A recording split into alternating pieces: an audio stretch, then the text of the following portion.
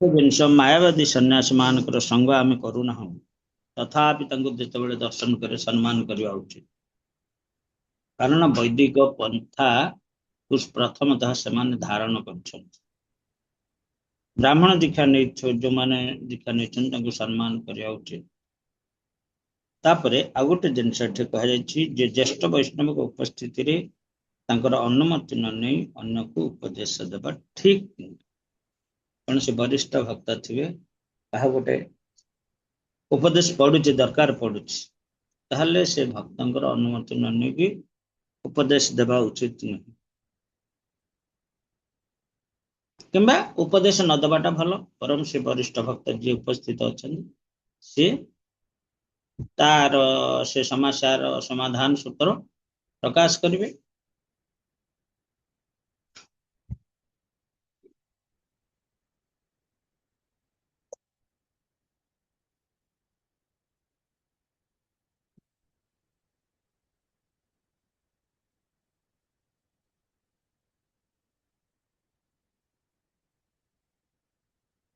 ଏଠି ଗୋଟେ ଜିନିଷ ଗୃହୀ ଭକ୍ତ ଏବଂ ବ୍ରହ୍ମଚାରୀ ଭକ୍ତ ଏମାନଙ୍କ ଭିତରେ ଗୋଟେ ଜିନିଷ ଅଛି। ଅବଶ୍ୟ ଯୋଉମାନେ ବ୍ରହ୍ମଚାରୀ ସମ୍ମାନୀୟ, କିନ୍ତୁ କୃଷ୍ଣ ଚେତନା ମାର୍ଗରେ ଯୋଉମାନଙ୍କର ଅଭିଜ୍ଞତା ଅଛି, ଯୋଉମାନେ ଅଧିକ ସମୟ ଜଡିତ ହୋଇଛନ୍ତି କୃଷ୍ଣ ଚେତନାରେ, ସେମାନେ ଗୃହୀ ଭକ୍ତ ହେଲେ ମଧ୍ୟ ସମ୍ମାନନୀୟ ଅଟନ୍ତି।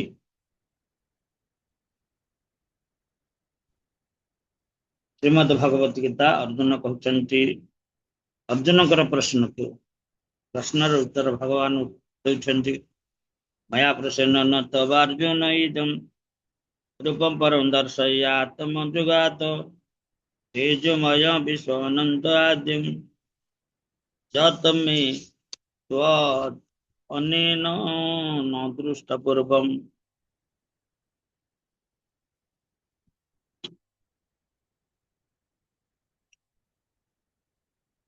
ଧନ୍ୟବାଦ। ଭଗବାନ କହିଲେ, ହେ ମୋର ପ୍ରିୟ ଅର୍ଜୁନ, ମୋର ଅନ୍ତରଙ୍ଗା ଶକ୍ତି ସାହାଯ୍ୟରେ ମୁଁ ଖୁସି ହୋଇ ତୁମକୁ ଭୌତିକ ଜଗତର ଏ ବିଶ୍ୱରୂପ ଦେଖାଇଲି। ତୁମ ପୂର୍ବରୁ କେହି ଏ ଅତ୍ୟୁଜ୍ଜ୍ୱଳ ଦୀପ୍ତିମୟ ଅନନ୍ତ ରୂପକୁ ଦେଖିପାରିନି। ଅର୍ଜୁନ ପରମେଶ୍ୱରଙ୍କର ବିଶ୍ୱରୂପ ଦେଖିବାକୁ ଇଚ୍ଛା କଲେ, ତେଣୁ ଭକ୍ତ ଅର୍ଜୁନଙ୍କ ପ୍ରତି ଅନୁକମ୍ପା ପ୍ରଦର୍ଶନ କରି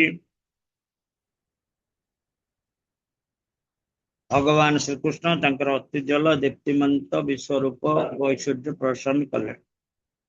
ଏହି ରୂପ ଐଶ୍ୱର୍ଯ୍ୟ ପରି ଅତ୍ୟୁଜ୍ଜ୍ୱଳ, ଏହି ରୂପ ସୂର୍ଯ୍ୟ ପରି ଅତ୍ୟୁଜ୍ଜ୍ୱଳ ଏବଂ ଏହାଙ୍କର ଅନନ୍ତ ମୁଖ ଖୁବ୍ ଶୀଘ୍ର ବଦଳି ଯାଉଥାଏ।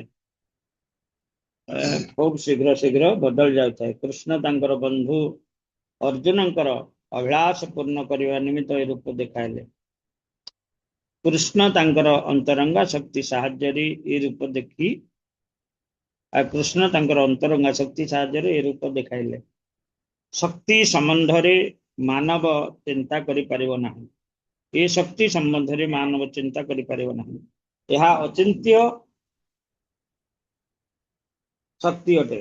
ଅର୍ଜୁନଙ୍କ ପୂର୍ବରୁ କେହି ଭଗବାନଙ୍କର ଏ ବିଶ୍ୱରୂପକୁ ଦେଖିନଥିଲେ, କିନ୍ତୁ ଅର୍ଜୁନଙ୍କୁ ଏ ରୂପ ଦେଖାଇ ଦିଆଯିବାରୁ ଦେବଲୋକରେ ଥିବା ଅନ୍ୟ ଭକ୍ତମାନେ ତଥା ବାହ୍ୟାକାଶରେ ଥିବା ଲୋକମାନେ ଯେଉଁ ଭକ୍ତମାନେ ବାସ କରୁଥିଲେ, ସେମାନେ ଏ ରୂପକୁ ଦେଖିପାରିଲେ।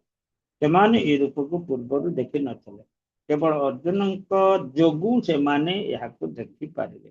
ଅନ୍ୟ କଥାରେ ଏହା ହିଁ କୁହାଯାଇପାରେ ଯେ ଭଗବାନଙ୍କର ସମସ୍ତ ଭକ୍ତ ଶିଷ୍ୟ ବୃନ୍ଦ ଏ ବିଶ୍ୱ ରୂପକୁ ଦେଖି ପାରିଲେ, କେବଳ ଅର୍ଜୁନଙ୍କ ଯୋଗୁଁ।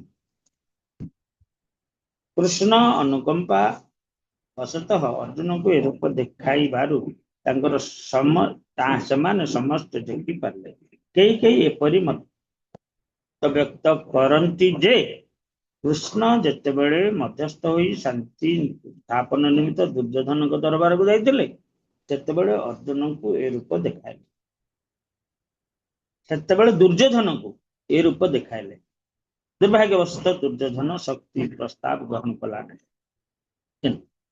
ସେ ସମୟରେ ତାଙ୍କର ବିଶ୍ୱରୂପ କେତେକାଂଶ ପ୍ରଦର୍ଶନ କରିଥିଲେ, କିନ୍ତୁ ଅର୍ଜୁନଙ୍କୁ ସେ ଯେଉଁ ବିଶ୍ୱରୂପ ଦେଖାଇଲେ ତାହାଠାରୁ ये सब रूप भिन्न एठार परिष्कार भाव रे कह जाय सब सर कह जाय जे अर्जुन को पूर्वरु केही ए रूप अर्जुन को पूर्वरु केही ए रूप देखि ना। हरे कृष्ण।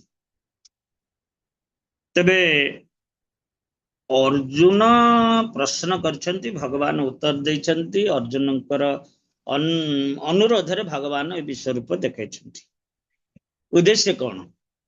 दुर्योधन को मध्य देखेले और दुर्योधन को भयंकर रूप देखैछंती किंतु एई दुर्योधन को तो कहि नाहंती ददामि ते दिव्य चक्षु बोली कहि नाहंती तो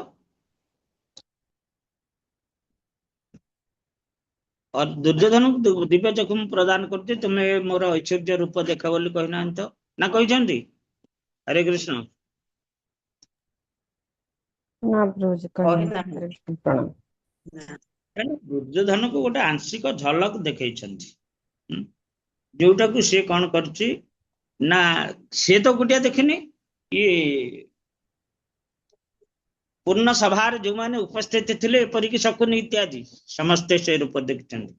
शकुनी कहला एटा एटा एटा तो तांको जानिनु से भଳି किछि जादू शिखेछंती से जो एटा गोटे केंति कर देला जादू जादू देखै दैछंती। किंतु अर्जुन जेते बळे विभूति जोग कहगला अर्जुन सेते बळे कोन कहले जे नाही वास्तविक आपण ए जिंस थ्योरी कहि देले प्रैक्टिकली मु देखुची देखिया इच्छा करे आपण जगतर किभଳି व्यापी अछन। भगवान दिव्य चक्षु प्रदान कले एवं निजर जोगेश्वर से विश्व रूप को देखै देले जोग जोगेश्वर्य जोगर ऐश्वर्य ए विश्व रूप को देखै देले। अर्जुन सब देखिले जे समस्त केमिति तांकर मुख मध्य रे सब प्रवेश करछंती एवं से कहउछंती अर्जुन पचारे तुम्हें किए ना मुख्यकारी काल अटे ये जगत को तुम मानक छड़ा समस्त को ग्रास करिया को आछि।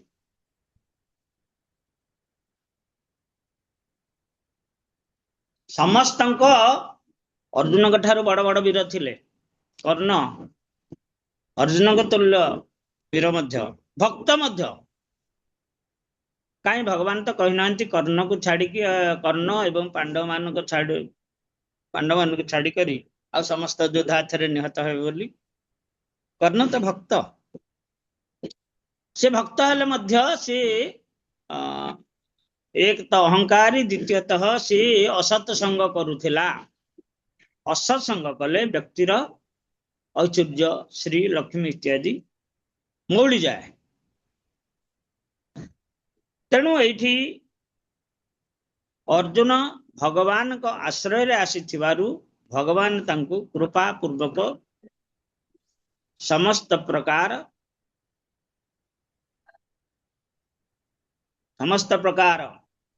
ऐश्वर्य जोटा कि ए भौतिक जगत रे व्यापिक अछंती भगवान केमिति ग्रास करूछंती केमिति ग्रास करूछंती समस्त को से जिनसटा देखले समस्त मृत्यु भिड़ी के नहीं जाउछंती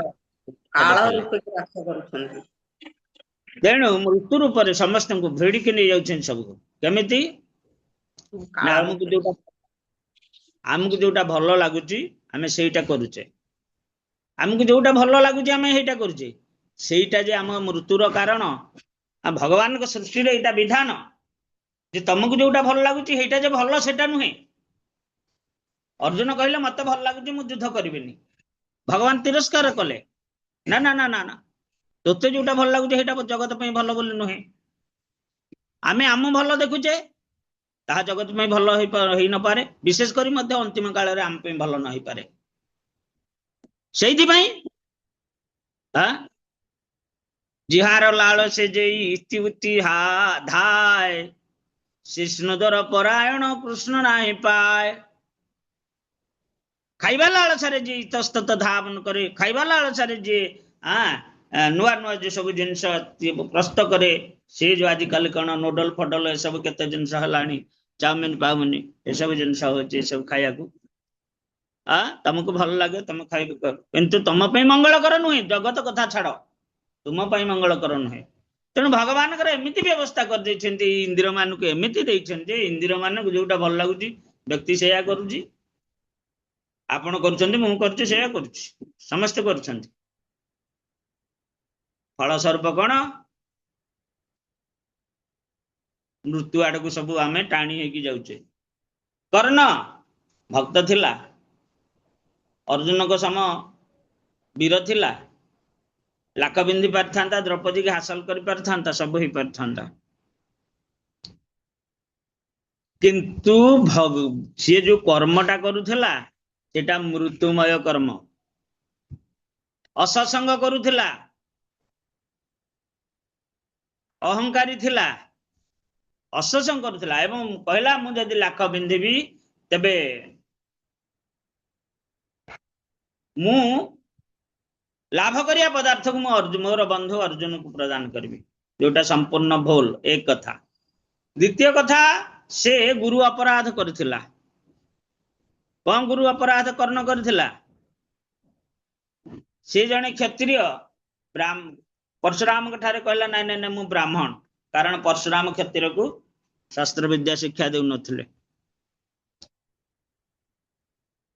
जेतेबेले परशुराम जानले जे ये होची क्षत्रिय सेतेबेले ताऊ कहले जा ए प्राप्त विद्या ठीक समय रे तू भूल जो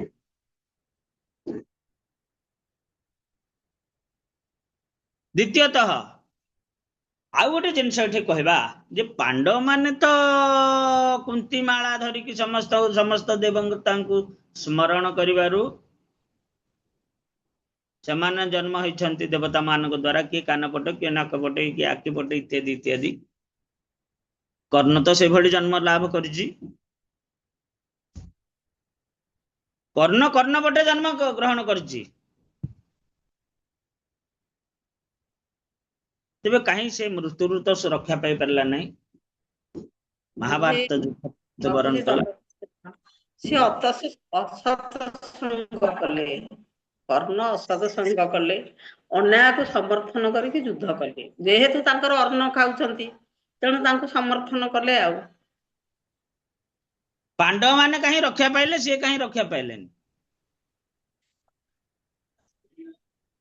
तापरे कर्ण भी अभिशाप पाइथिले गुरुଙ୍କ ठारू बास से गुरुଙ୍କ निकटरे अपराध करथिले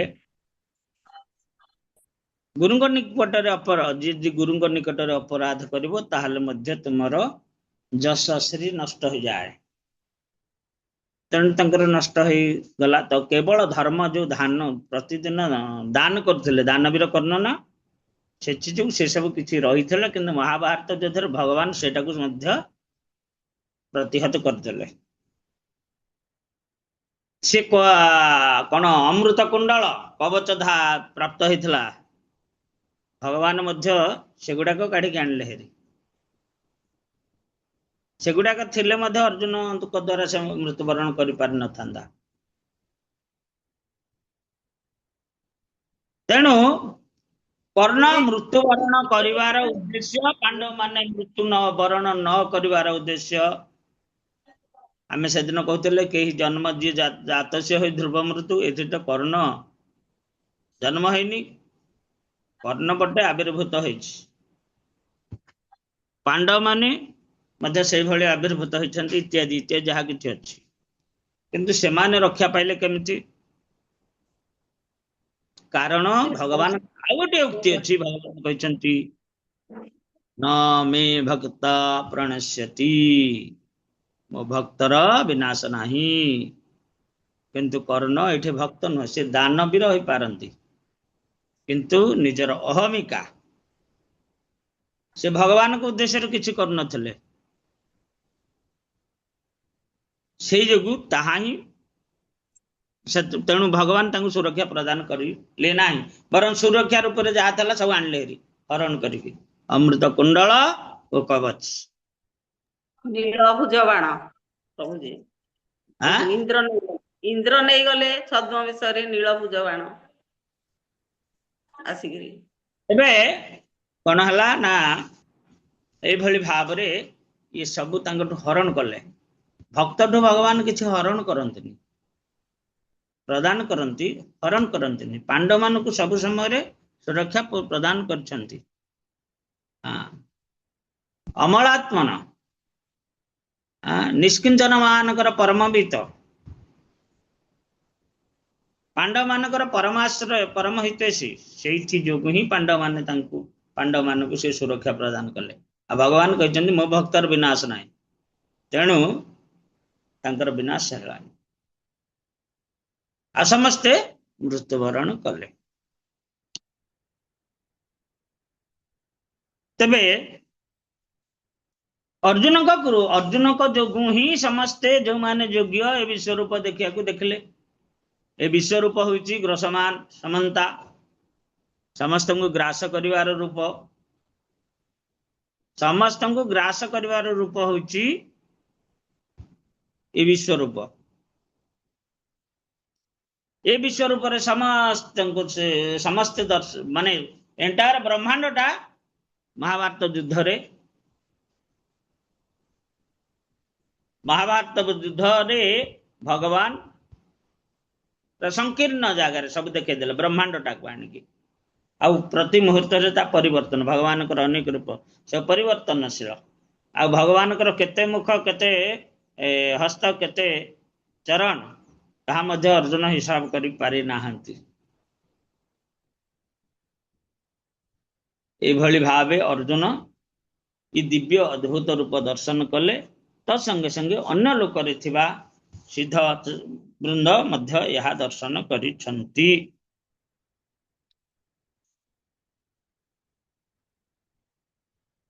आउ समस्ते अर्जुन को भली भीतत्रस्त हो जाइछन।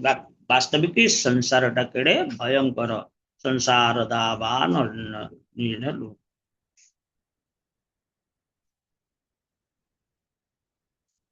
हरे कृष्ण। श्रीमद् भागवतम भागवतम रे आज विषय वस्तु कौन थिला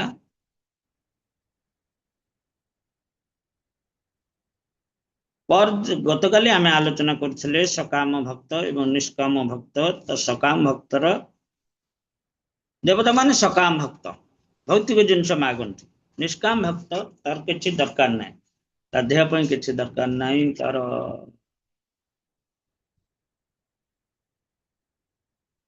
कौड़सी अभिलाष न थाए अन्न अभिलाष शून्य ज्ञान कर्म अनावृतम पूरा निष्किंचन। तबे एठी भगवान पर श्लोक रे कौन कहउचंती हे परम रक्षक हे पितामह हे परम पवित्र भगवान आमे समस्ते आपण को पाद पद्म रे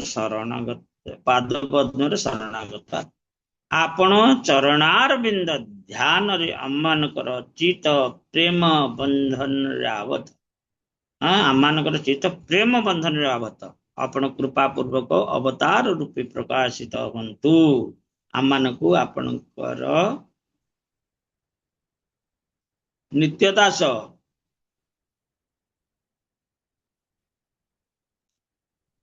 आपणकर चरणारविंद रे आमानकर चित्त प्रेम बंधन रे आबद्ध आमे कृपा पूर्वक अवतार रूपे प्रकाशित आपण कृपा पूर्वक अवतार रूपे प्रकाशित हंतु। आंभ मान को आपणकर नित्यदास एवं भक्त बोली ग्रहण करी आम मान प्रति प्रसन्न हुई आमको अनुकंपा प्रदर्शन करंतु। आमको नित्यदास भाव ग्रहण करंतु किंतु आमर काम्य वस्तु प्रदान करुथांतु। तेणु भगवान ए जिनिसटा को पसंद करंतुनी केवल दायित्व गोटे देइछंती सृष्टिर दायित्व बोली तांको कथा टिके अनुरोध रक्षा करंतु। आपणकर प्रेमपूर्ण दृष्टिपात द्वारा एवं आपणकर मनोहर मुख निसृत मधुर वाणी द्वारा वृत्त भय जनित अमर हृदय समस्त दुख प्रशमित करंतु।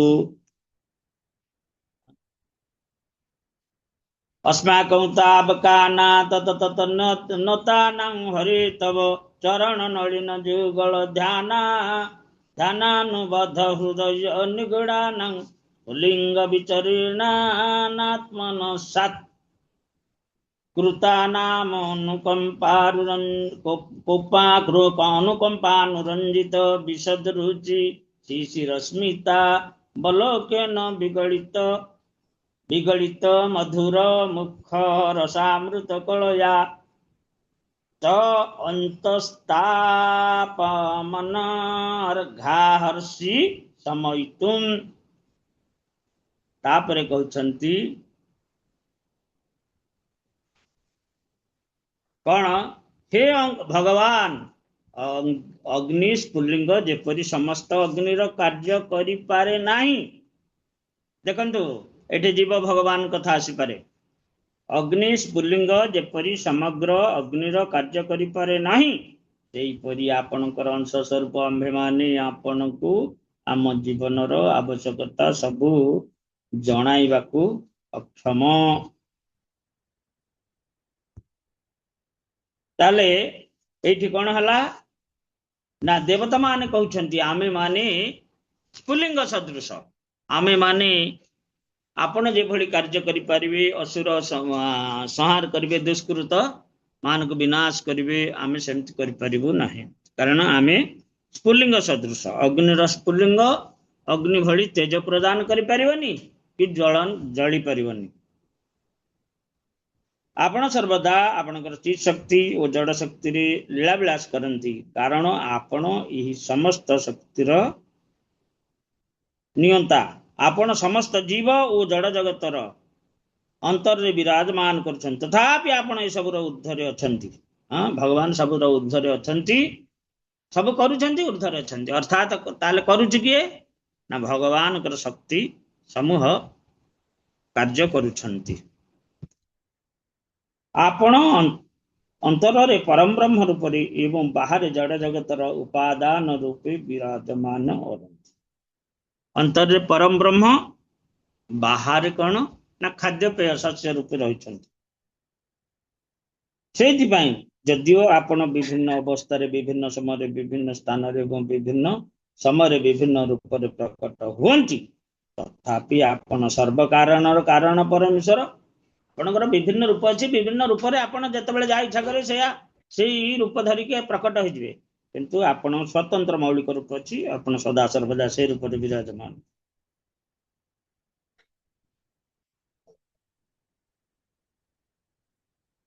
तेणु आपण सर्व कारण कारण परमेश्वर भगवान वास्तव पक्षे आपण ही सब किछिर मूल तत्व आपण सब किछिर मूल तत्व आपण समस्त कार्यकलापर साक्षी किंतु जेहेतु आपण आकाश परि सर्वव्याप्त सेहि केही आपण को स्पर्श करि पारे ना।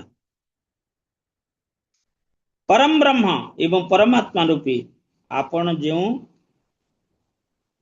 आपण सब किछिर साक्षी हे परमेश्वर भगवान आपण को किछि अजणा नाही। आमे कोन मागुचु आपण कोन देबे आमे माने कौन शुद्ध भक्त कि अशुद्ध भक्त ये सब जिनस आपण पाखरे से हिसाब अच्छी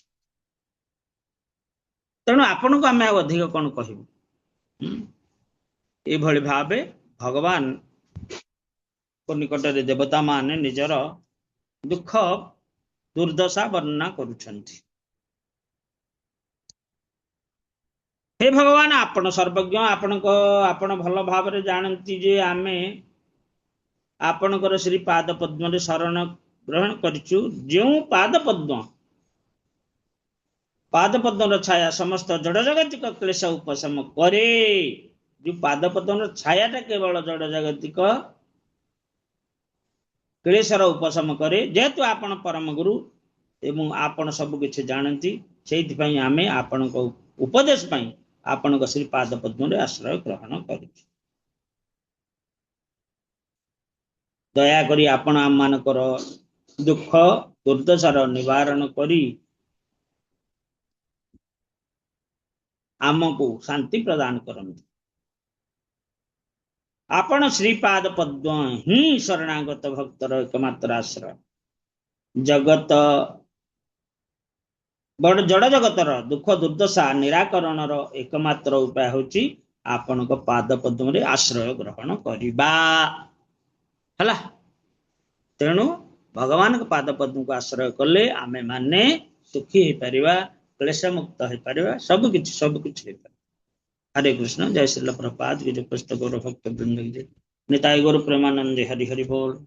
हरे कृष्णा। कार किसी प्रश्न अच्छी?